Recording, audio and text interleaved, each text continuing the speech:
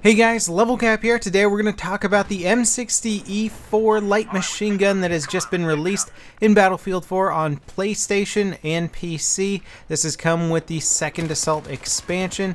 It is a very cool machine gun, one of the heavier light machine guns, a classic from BF3 and other Battlefield games, and I am happy to see it back in Battlefield 4. Now, to unlock this weapon, you have to complete the Dust Devil assignment on Battlelog, which requires you to destroy 5 vehicles in Gulf of Oman.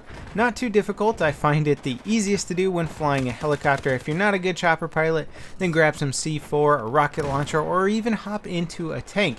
You also need to get an anti-vehicle ribbon, which usually comes hand in hand with destroying them. And once you unlock the gun, you will be running it raw, and the iron sights on this weapon are certainly fun to use, but they're not the most accurate iron sights in the world, so you're probably going to want to upgrade to the hollow sight, which you get right off the bat with this gun, and that is going to help you with your accuracy. Now, this is a slow-firing, hard-hitting machine gun, which means you're going to need to be a bit precise with it in order to take down your opponents. It does 34 damage maximum, which makes it one of the heavier light machine guns, as I said before. It does 25 damage minimum, so at any range you should be able to get a 4-shot kill pretty easily. This makes tap-firing the gun at extreme long ranges a very viable option for taking down targets. In fact, you might even want to experiment by throwing on higher magnification scopes and really just tap firing this weapon to down targets at extreme long ranges. Going for headshots with this gun is extremely valuable. It does 34 damage maximum, which means you got a 3-shot kill in close quarters, but if one of those shots is a headshot, all of a sudden you've downed it to 2 shots. Now, it doesn't fire very quick. In fact, at its fastest rate of fire, it's 570 rounds per minute, making it pretty much the slowest firing machine gun out there. That's not to say it's the lowest damage per second machine gun, because it does have a higher damage model, but it's certainly not going to be a forgiving weapon if you miss some of your shots in close quarters. Any good player is going to have the upper hand on you in close quarters, assuming that they're using a high rate of fire weapon. Now, I'm testing the gun out on Gulf of Oman Team Deathmatch, which used to be one of my favorite Team Deathmatch maps in Battlefield 3. But once the dust storm rolls in here on Battlefield 4, as cool as it is to see, it just becomes Triangle Shooter 3000. You can't see anybody at range, and all you do is spam the spot button. You see a triangle in the dust and you shoot at it till it goes down. Moving on to Metro Rush, this is certainly an environment where people get clustered together, clumped up, and the suppression effect from machine guns becomes extremely useful. Also, the fact that the bullets from machine guns go through targets is very, very useful for tight corridors and hallways where there's just lots of people grouped together. Now let's dive into the stats from Simthic.com and talk about where the M60 actually stands compared to its competitors. And it certainly has some very powerful competitors like the MG4, the M249, and the M240 Bravo. All of these guns hold a pretty high place in my book. They're very effective at what they do, so can the M60 carve out a niche for itself? Now, I've already mentioned that it's got that low 570 round per minute rate of fire, but when you combine that with a recoil that would otherwise be very high if you had a high rate of fire, it becomes more manageable. You're not experiencing the recoil as frequently as you would with a high rate of fire weapon, so you can control it a bit better. And I think a lot of people, when they first pick up the M60, are going to realize that they are actually able to hold the gun steady while firing full auto. Well, I mean, not for long periods of time, but for a short period of time, you will be able to essentially burst fire and have relatively tight groupings. Now, moving on to the reload speed, you'll notice it has a 7.8 second reload time. Normally, I don't really focus on reload times for LMGs because they have a huge box mag, but honestly, you go through 100 rounds relatively quickly, or you get down to a point where you've got like maybe 10 or 15 rounds left, and you decide that you're sort of in the danger zone, so it's time to reload. This is the longest reloading light machine gun out there. I'm not saying the other ones reload drastically faster, but a lot of them have over a second shorter reload times than this one, so it's something to consider, especially if you're getting involved in close quarter combat. You might want to try and keep it at a distance with the M60E. And moving to the right of the reload time on the stat chart, you'll see the recoil. Now the recoil by any standards, by just glancing at it, looks astronomically high.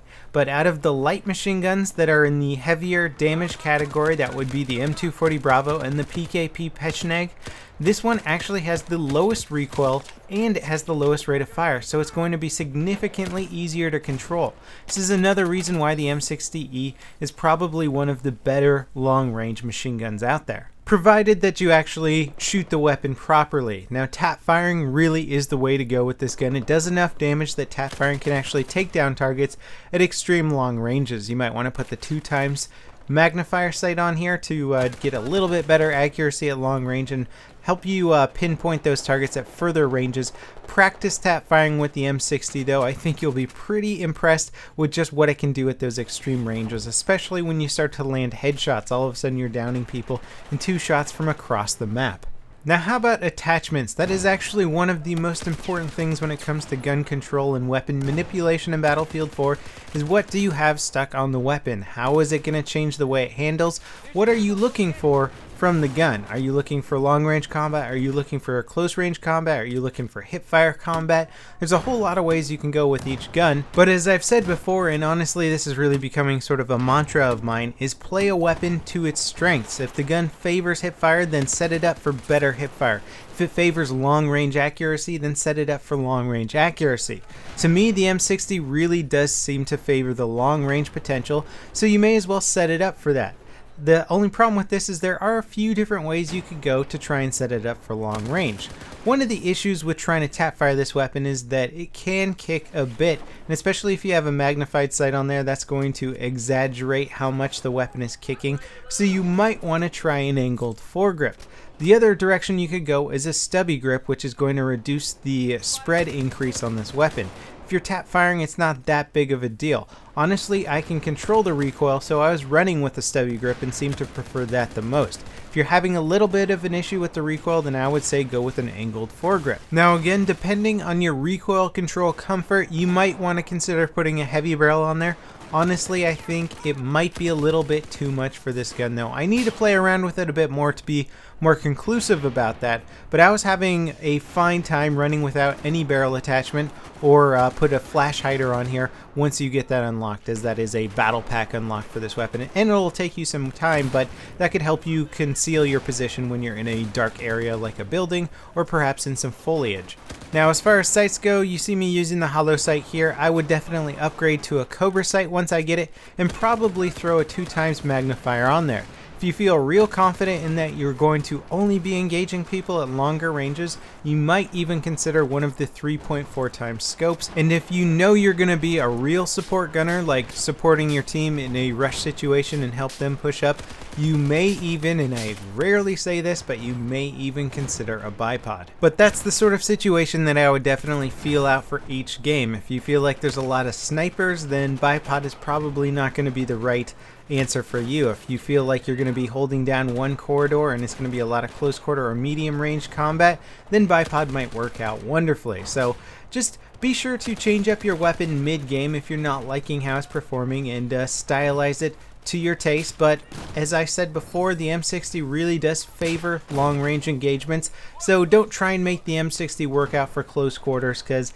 it's never going to be as good as some of the other light machine guns out there. Ultimately, I'm actually quite happy with the M60-E4. You just got to use it for the right situations. Don't try and use it mid-range or close quarters and say it sucks, because it really never is going to compare to the MG4 or the 249 for those situations. And even medium range, you know, the 240 Bravo is a tough gun to beat. It's one of my favorite heavier light machine guns, and it's perfect for those medium range engagements. But for that extreme long range, it seems like the M60-E4 is the way to go. I love that they're bringing a little bit more variety to the machine gun arsenal, essentially, and giving you a little bit more options as a support player on what you want to run. I love the heavier light machine guns. They pack a real punch. Doing that 34 damage maximum surprises a lot of people, and 25 damage minimum is absolutely perfect for extreme long range shooting. So if you're fortunate enough to be one of those members who has gotten access to Second Assault early, go unlock the M60-E4, slap a scope on there, try it out for long range engagements, and let me know what you think of it. I'm enjoying it a lot. I hope you guys enjoyed this video, and I'll see you guys next time. This is LevelCap signing off.